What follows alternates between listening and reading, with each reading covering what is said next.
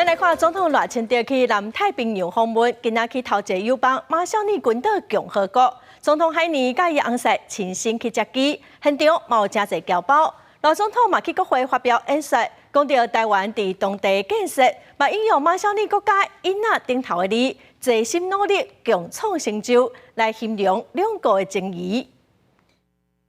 甲马绍尔群岛共和国总统海尼握手相揽，总统热情地出访南太平洋，到第一个友邦马绍尔群岛共和国，40外个侨胞也红布条欢迎，也有马国学生的两个国旗来迎接。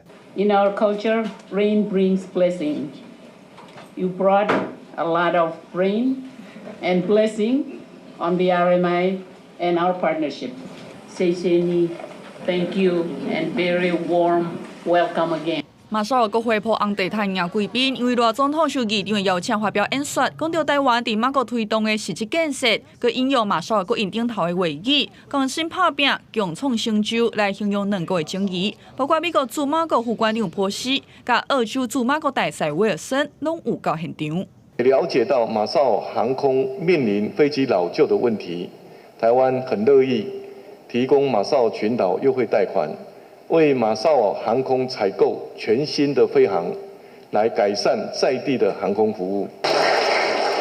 台湾和马绍尔群岛相互扶持，也共同面对挑战。